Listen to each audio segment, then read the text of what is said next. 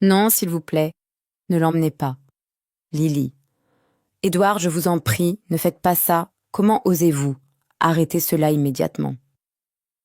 Quelques instants à peine avant que le duc Édouard Ashbourne ne prononce ses vœux de mariage, sa fille de 8 ans fut traînée hors de la chapelle, en larmes. La mariée avait ordonné que l'enfant soit retiré de tous les portraits de famille. Personne n'osa s'y opposer, jusqu'à ce que la gouvernante s'avance dans l'allée centrale et déclare « Arrêtez ce mariage ». La chapelle privée d'Ashbourne Hall n'avait jamais accueilli autant d'invités. Les familles nobles remplissaient chaque banc ciré, tandis que des cierges brûlaient sous les vitraux et que des roses laiteuses blanches couvraient dans l'autel. Le mariage entre le duc Édouard Ashbourne et Lady Rosamond Vale allait unir deux des maisons les plus puissantes d'Angleterre. Pour la bonne société, c'était une alliance parfaite. Pour Édouard, c'était une alliance pratique. 3 années s'étaient écoulées depuis la mort de sa femme. Pendant ce temps, Ashbourne Hall était devenu silencieux, ordonné et d'une froideur insupportable. Édouard pensait que Rosamond ramènerait la stabilité dans sa maison et offrirait à sa fille les repères dont elle avait besoin. Il n'avait jamais demandé à Lily si elle souhaitait une nouvelle mère. Ce matin-là, Lady Lily Ashbourne se tenait dans la chambre nuptiale, vêtue d'une robe ivoire pâle qui avait appartenu à sa mère. Ses cheveux bruns avaient été soigneusement bouclés, et un petit médaillon en or reposait sur sa poitrine. À l'intérieur se trouvait un portrait miniature de feu la duchesse. Amelia Hart s'agenouilla devant elle et réajusta le ruban autour de sa taille. « Tu es magnifique, dit-elle. Lily toucha nerveusement le médaillon. Ce n'est pas pareil. Amelia plongea son regard dans les yeux incertains de l'enfant. Édouard aimait sa fille. De cela, Amelia n'avait aucun doute. Mais son chagrin l'avait rendu distant, et Lily avait appris à dissimuler la moindre émotion difficile afin de ne pas ajouter à sa peine. Avant qu'Amelia ne puisse répondre, la porte s'ouvrit. Lady Rosamond entra, vêtue d'une somptueuse robe en soie blanche. Des perles ornaient sa chevelure dorée, et son expression affichait ce calme raffiné qui avait convaincu Londres qu'elle ferait une duchesse idéale.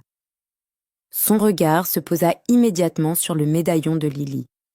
Qu'est-ce que c'est? Lily le couvrit d'une main. Il appartenait à maman. Le sourire de Rosamond se fit pincer. Tu ne peux pas le porter aujourd'hui. Lily la dévisagea. Pourquoi? Parce qu'aujourd'hui n'est pas un service commémoratif. Amelia se leva. Le portrait de sa grâce sera caché sous les fleurs qu'elle portera. Peu d'invités le remarqueront. Moi, je l'ai remarqué. Rosamond s'approcha de Lily. Après aujourd'hui, cette famille aura une nouvelle duchesse. Tu dois apprendre à ne pas t'accrocher aux morts chaque fois que tu souhaites attirer l'attention de ton père. Le visage de Lily perdit ses couleurs. Je ne fais pas ça. Alors, enlève-le. Les doigts de l'enfant tremblèrent autour du médaillon. Amelia s'interposa entre elles. On a dit à Lady Lily qu'elle pouvait porter quelque chose de sa mère. Par qui? Par sa grâce. Le regard de Rosamond se durcit. Édouard a accepté qu'elle porte la robe. Lily essaya de retirer la chaîne par-dessus sa tête, mais ses mains tremblaient tellement qu'Amelia dut l'aider. Rosamond prit le médaillon et le posa sur la coiffeuse. Voilà, c'est mieux. Un domestique apparut à la porte pour annoncer que la chapelle était prête. La voix d'Amelia resta calme, bien que la colère commençât à gronder en elle. « Elle va se calmer », dit Amelia. Rosamond se tourna vers le domestique. « Conduisez Lady Lily au vestiaire. Elle ne doit pas entrer dans la chapelle, ni apparaître sur les portraits de mariage. » Lily recula. « Papa veut que je sois là. Ton père veut passer une journée paisible. » Le domestique hésita, mais l'expression de Rosamond ne laissait aucune place au refus. Le domestique avait verrouillé la porte de l'extérieur, pensant peut-être que c'était le seul moyen d'empêcher Lily de courir vers son père. Amélia l'ouvrit avec une clé, empruntée à la gouvernante en chef. Lily était assise sur le sol, entre de lourds manteaux d'hiver, luttant pour ne pas sangloter. Amélia s'agenouilla près d'elle. « Qu'est-ce que Lady Rosamond t'a dit d'autre ?» L'enfant secoua la tête. « Lily, je ne peux pas te protéger de quelque chose que je ne comprends pas. » Alors, Lily murmura. « Elle a dit que je partirais après le mariage. » Amélia se figea. « Partir pour où ? » Une école en Écosse. Elle a dit que les filles deviennent désobéissantes quand les domestiques les gâtent. Ton père t'a-t-il dit cela ? Non. Lui en as-tu parlé ? Lily essuya ses larmes. Il est enfin heureux. Si je gâche le mariage, il me détestera.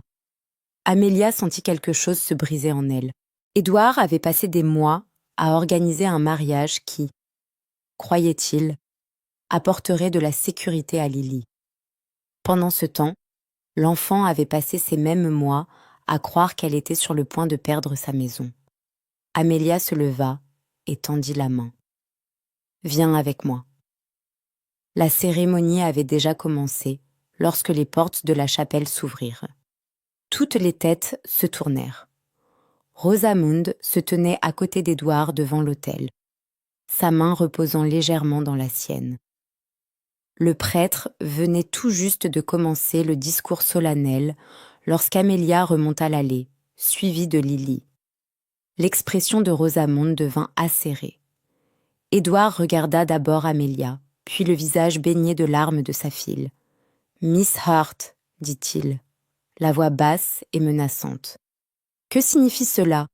Amélia s'arrêta à quelques pas de l'autel. « Ce mariage ne peut pas continuer tant que votre grâce ne saura pas ce qui a été fait à sa fille. » Des chuchotements parcoururent les bancs.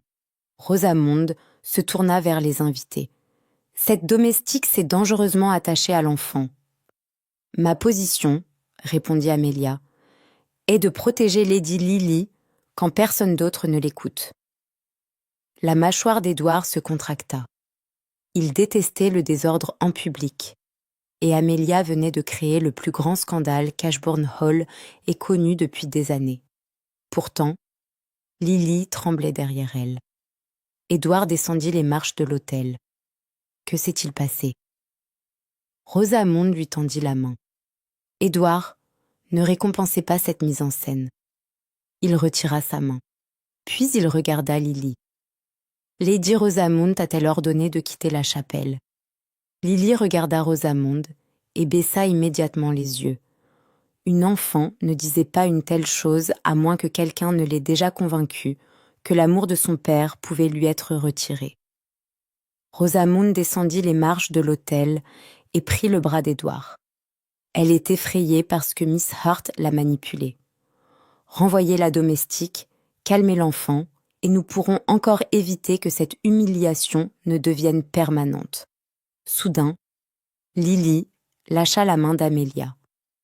Avant que quiconque ne puisse l'arrêter, elle se retourna et s'enfuit de la chapelle. Lily. Édouard s'élança à sa suite. La voix de Rosamond résonna dans le silence. Si vous partez maintenant, il n'y aura plus de mariage auquel revenir. Édouard s'arrêta au milieu de l'allée.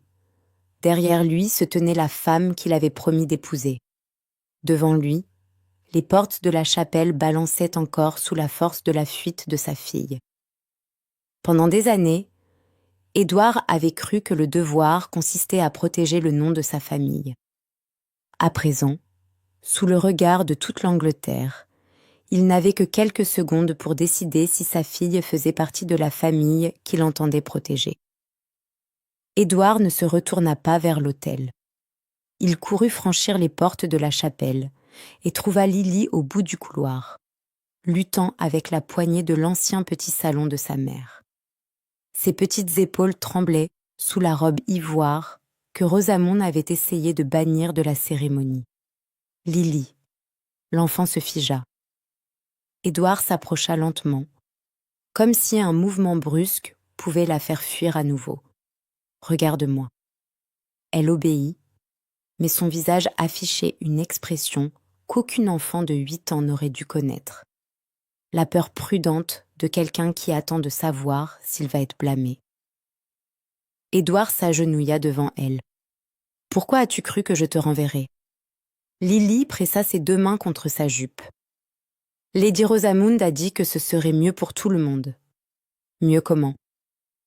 Elle a dit que Ashbourne Hall ne pouvait pas avoir 2 filles de la maison, qui s'attendaient à être importantes. Édouard la dévisagea. « Tu es ma seule fille. Elle a dit qu'après le mariage, tu aurais une nouvelle famille. » Sa poitrine se serra. « Tu es ma famille. » Les yeux de Lily s'emplirent de larmes. « Alors pourquoi ne m'as-tu jamais demandé si je voulais d'elle ici ?» La question le réduisit au silence. Édouard avait engagé des précepteurs, acheté des vêtements, assuré des soins médicaux et fourni tout le confort que la richesse pouvait offrir. Il avait cru que ces choses prouvaient qu'il était un père dévoué. Pourtant, il ne parvenait pas à se souvenir de la dernière fois où il s'était assis à côté de Lily, simplement pour lui demander ce qui l'effrayait. Les portes de la chapelle s'ouvrirent derrière lui. Rosamond apparut, accompagnée de la duchesse douairière Margaret et de plusieurs parents inquiets. Amelia suivait à distance. La voix de Rosamond se fit douce à présent. « Édouard, les invités attendent.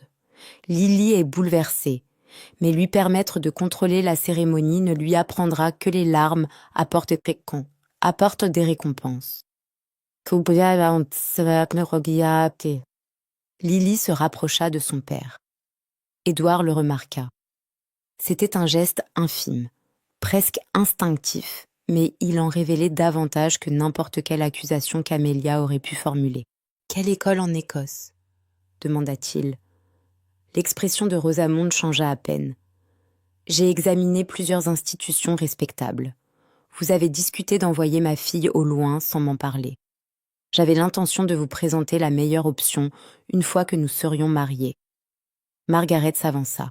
« Ashbourne Hall a besoin d'ordre. Lily est devenue trop dépendante de Miss Hart, et une école appropriée pourrait encourager la discipline. » Le visage d'Amelia resta calme, mais Édouard vit de la colère dans ses yeux. Rosamond laissa échapper un petit rire incrédule. « Comme c'est pratique !» Amelia se tourna vers Édouard. « Les affaires de Lady Lily ont déjà été retirées de la nurserie Est. Une malle contenant des uniformes scolaires a été livrée il y a 3 jours. On lui a dit qu'elle partirait peu de temps après le mariage. » Édouard regarda Rosamond. « Est-ce vrai ? Je me suis préparée à une éventualité, rien de plus. » Lily murmura. Elle a pris les livres de musique de maman. La patience de Rosamond finit par céder. Cette maison ne peut pas rester un sanctuaire dédié à une femme morte pour l'éternité. Le couloir plongea dans le silence. Édouard se leva. « Vous allez retourner dans vos appartements. » « Édouard, le mariage ne se poursuivra pas aujourd'hui. » Le visage de Rosamond se durcit.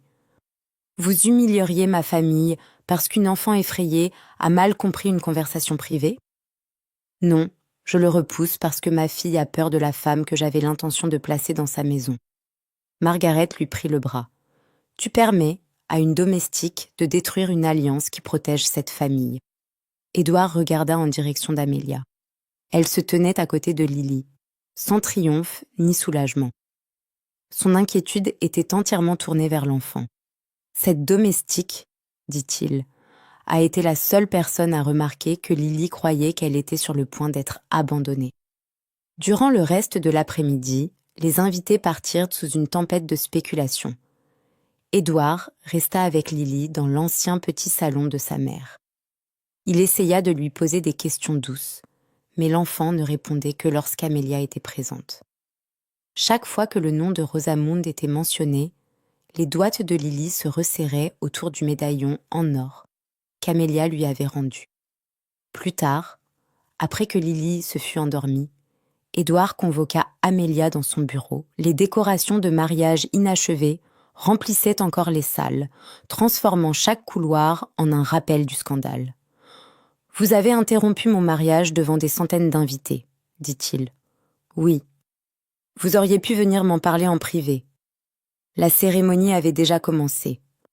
Vous auriez pu empêcher cela. J'ai essayé de parler avec Lady Rosamond. Elle a enfermé votre fille dans un vestiaire. La mâchoire d'Édouard se contracta. Amélia poursuivit plus doucement. Lily est terrifiée depuis des semaines. Ses affaires ont été déplacées. On lui a interdit d'entrer dans la salle de musique de sa mère. Elle a vu une malle d'école devant la nurserie et on lui a dit qu'elle partirait après votre mariage. Pourquoi ne me l'a-t-elle pas dit ? Parce qu'elle croyait que votre bonheur dépendait de son silence. Les mots le frappèrent avec une douloureuse exactitude. Édouard se tourna vers la cheminée. « J'aime ma fille. »« Je le sais. Alors ne parlez pas comme si je l'avais négligée. » Amélia hésita.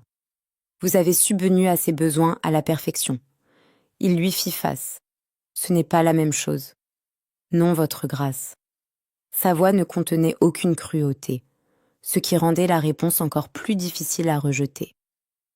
Un enfant peut avoir des chambres chauffées, des précepteurs onéreux et tous ses repas préparés, et pourtant croire qu'il est indésirable.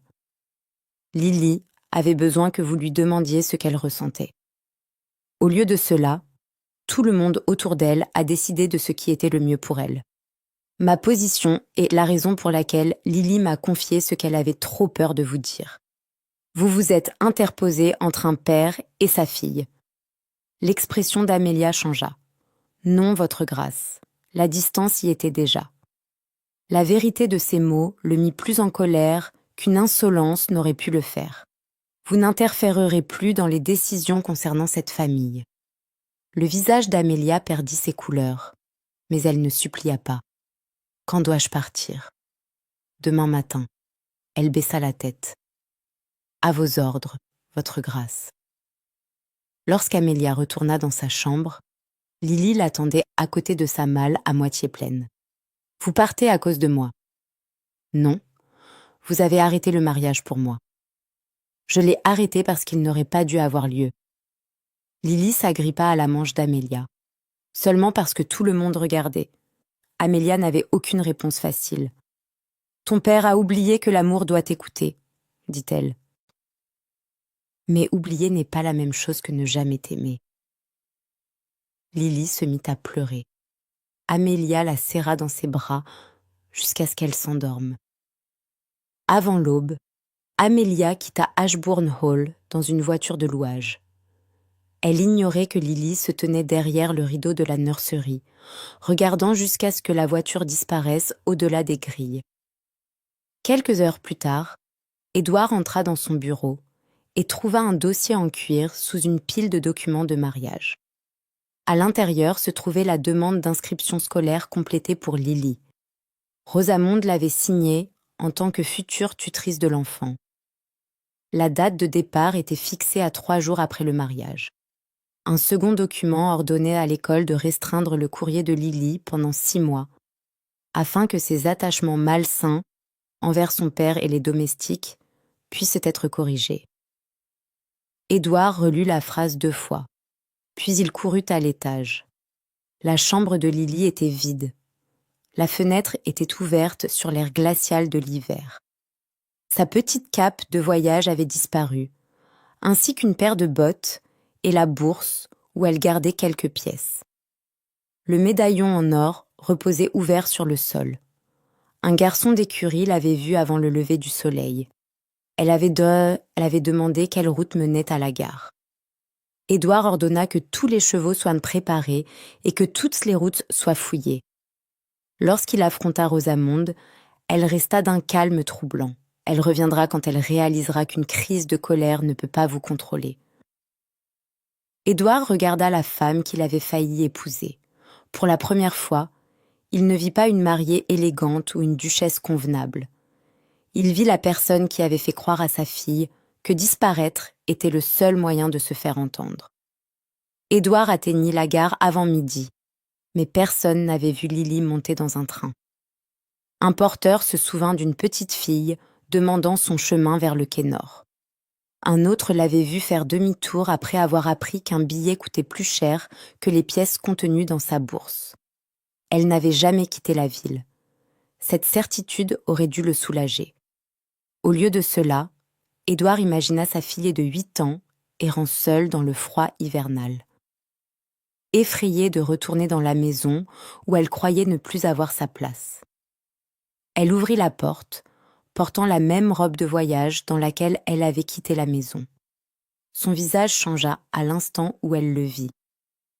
Que s'est-il passé? Lily a disparu. La colère qu'Amélia aurait pu ressentir à son égard s'évanouit. Quand? Avant l'aube. Elle a demandé à un garçon d'écurie le chemin de la gare, mais elle n'est jamais montée dans un train. Amélia attrapa sa cape. A-t-elle emporté quelque chose? Quelques pièces, son sac de voyage, rien d'autre. Et pour le médaillon? Édouard hésita. Elle l'a laissé derrière elle. Amélia s'arrêta d'attacher sa cape. Lily s'était accrochée à ce portrait à travers chaque peur et chaque nuit de solitude. Où irait-elle? Demanda Édouard.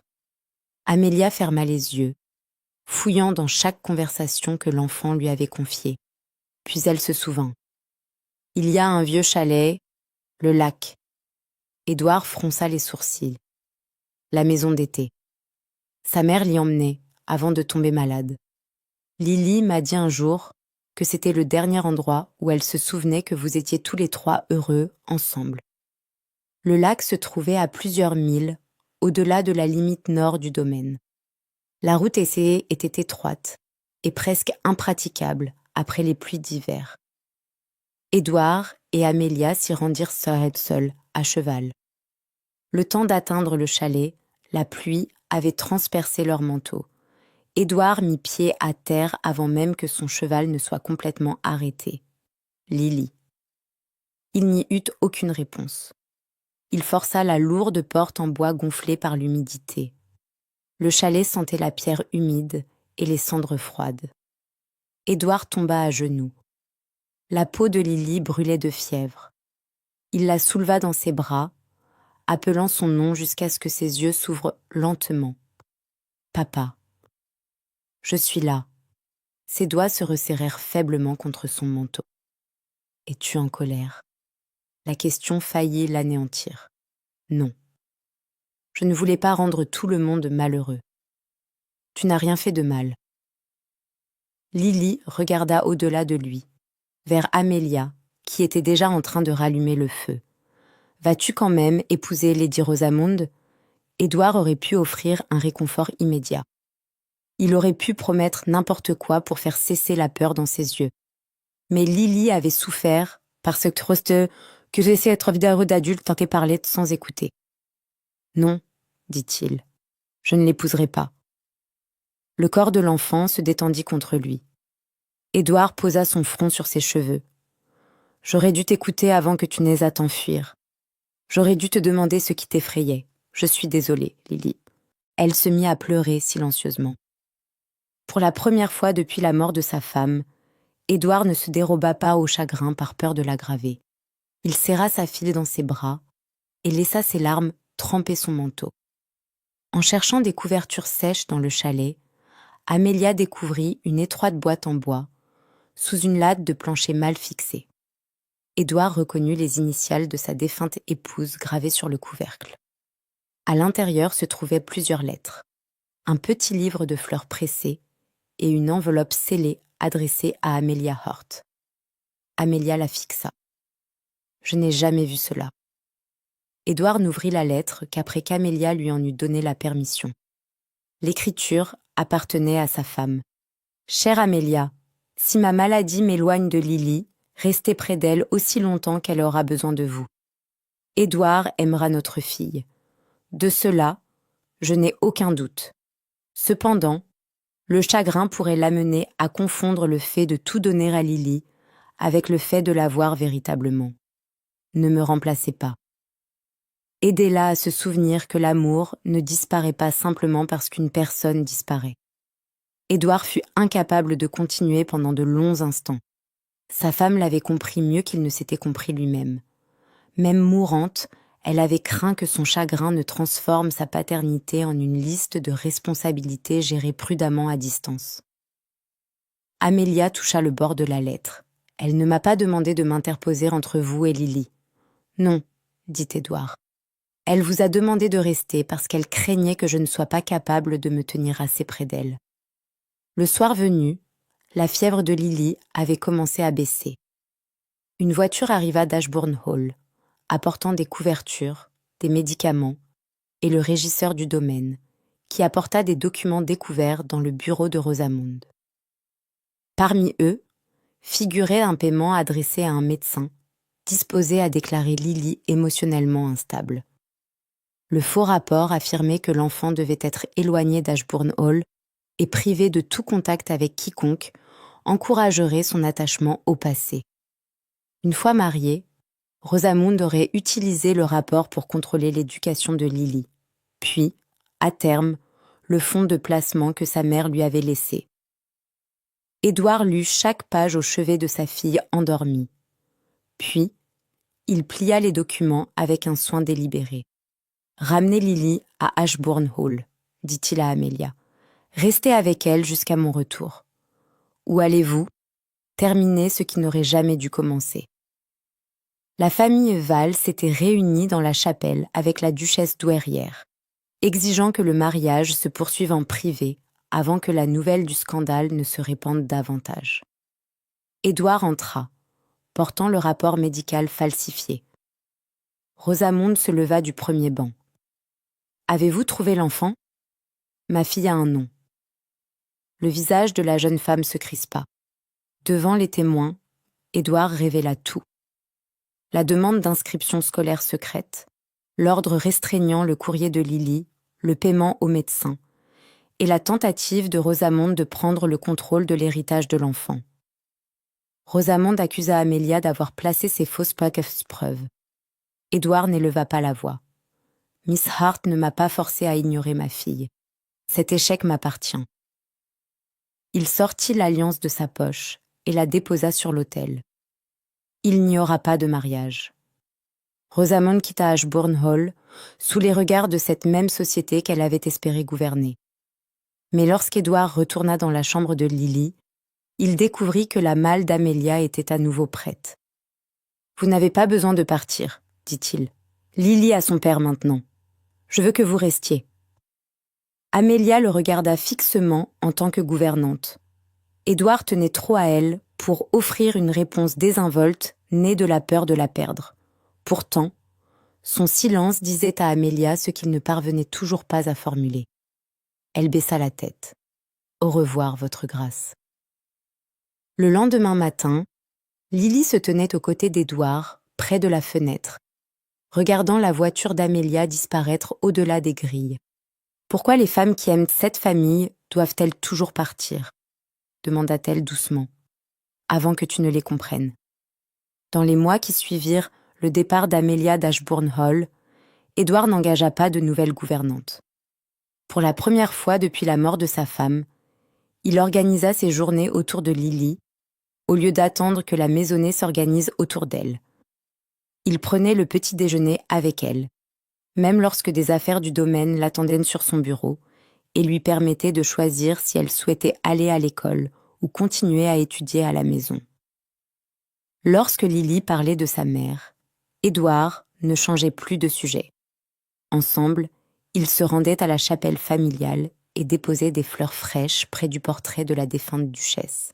Édouard racontait à Lily des histoires qu'il avait gardées enfouies sous le chagrin, et lentement, l'enfant cessa de traiter ses souvenirs comme quelque chose qui pourrait l'offenser. Ashbourne Hall demeurait grandiose, mais il ne semblait plus silencieux. Un après-midi, Lily entra dans le bureau d'Édouard avec une lettre. « C'est de Miss Hart. » Édouard releva la tête un peu trop vite. Amelia avait écrit à Lily à plusieurs reprises, mais jamais directement à lui. « Elle a ouvert un foyer pour jeunes filles, » expliqua Lily. Certaines avaient été renvoyées parce que leur famille n'en voulait pas. La lettre décrivait une modeste maison près de la côte où des filles abandonnées et indésirables recevaient des leçons, de la nourriture et une formation. Amelia avait utilisé presque toutes ses économies pour louer la propriété, mais elle avait besoin de livres, de lits et de professeur. Édouard lut la lettre 2 fois. Puis, il demanda à Lily « Aimerais-tu lui rendre visite ?» Son visage s'illumina. Ils arrivèrent plusieurs semaines plus tard. Amélia se tenait dans le jardin, apprenant à 3 filles comment planter des herbes aromatiques. Lorsqu'elle vit Édouard et Lily au portail, la surprise traversa son visage, suivie d'une chaleur prudente. Lily courut dans ses bras. Édouard attendit qu'Amélia le regarde. « Vous n'avez pas besoin d'acheter ma gratitude, votre grâce. Je le sais. » Il lui tendit un document. Celui-ci établissait un fonds fiduciaire indépendant pour le foyer. L'argent ne pouvait être utilisé que pour les soins et l'éducation des filles. Amélia contrôlerait chaque décision, tandis qu'Édouard n'aurait aucune autorité sur la propriété. « Vous financeriez un lieu qui ne porte pas votre nom ?» demanda-t-elle. « Il devrait porter le nom de la personne qui l'a construit. » Amélia l'étudia attentivement. L'homme devant elle ne lui demandait pas de retourner à Ashbourne Hall, ni ne la récompensait d'avoir pris soin de Lily. Il lui offrait son soutien, sans exiger d'en être le propriétaire. Finalement, elle accepta le document. Édouard et Lily revinrent souvent. Parfois, Édouard réparait des clôtures avec tant de maladresse que les filles riaient de lui. Parfois, il vérifiait les comptes pendant qu'Amélia planifiait les leçons. Il n'interférait jamais à moins d'y être invité, et il ne traitait jamais son travail comme une extension de son propre domaine. Leur affection grandit tranquillement, et pourtant, Amélia restait effrayée que le fait d'aimer Édouard ne la force à prendre la place autrefois occupée par la mère de Lily. Un soir, Lily la trouva seule près du jardin de l'école. « Je n'ai pas besoin d'une autre mère, » dit l'enfant. L'expression d'Amélia s'adoucit de tristesse. « Je sais, mais j'aimerais que vous restiez quelqu'un qui nous aime. » Amélia regarda vers la maison où Édouard aidait 2 filles à accrocher une étagère de travers. Pour la première fois, elle s'autorisa à imaginer rester sans remplacer personne. 1 an après le mariage interrompu, Ashbourne Hall ouvrit une école pour les filles, à qui l'on avait refusé l'éducation, en raison de la pauvreté ou de la honte familiale. L'ancien petit salon de la défunte duchesse devint une bibliothèque portant son nom, préservant sa mémoire au lieu de la cacher. Après la cérémonie d'ouverture, Édouard demanda à Amélia de le rejoindre là-bas. Son ancienne lettre de la duchesse reposait en sécurité sous verre, à côté du médaillon en or que Lily avait autrefois laissé derrière elle. « Je croyais qu'une nouvelle épouse devait remplacer ce que cette maison avait perdu, » dit Édouard. Rosamonde a encouragé cette croyance parce qu'elle la servait. Mais l'amour n'efface pas ceux qui l'ont précédé. Il s'approcha, bien qu'il ne touchât pas Amélia, jusqu'à ce qu'elle lui permette de prendre sa main. « Je ne vous demanderai jamais d'abandonner votre travail ou de revenir en tant que gouvernante de Lily. Je vous demande si vous choisiriez une vie à nos côtés, une vie qui resterait la vôtre. » Les yeux d'Amélia s'emplirent de larmes. « Vous avez enfin appris à demander plutôt qu'à ordonner. J'ai eu une excellente professeure. » Elle sourit. « Oui, Édouard, je vous choisis. » Leur mariage eut lieu dans la même chapelle où Amélia avait autrefois interrompu une autre cérémonie. Cette fois, il n'y avait pas de grandes alliances ni d'invités conviés uniquement pour leur rang. Les filles du foyer d'Amélia remplissaient les premiers bancs, tandis que Lily se tenait entre Édouard et Amélia, tenant leurs 2 mains. Personne ne lui demanda de cacher le médaillon de sa mère. Personne ne la retira du portrait de famille. Lorsque le prêtre marqua une pause avant de commencer les vœux, Lily regarda son père, puis Amélia. Ensuite, elle sourit. « Vous pouvez continuer. » Amélia avait autrefois arrêté un mariage, parce qu'aucune famille ne devrait commencer par rejeter un enfant. 1 an plus tard, Lily en commença un autre, parce qu'elle savait enfin qu'on ne lui demanderait plus jamais de disparaître.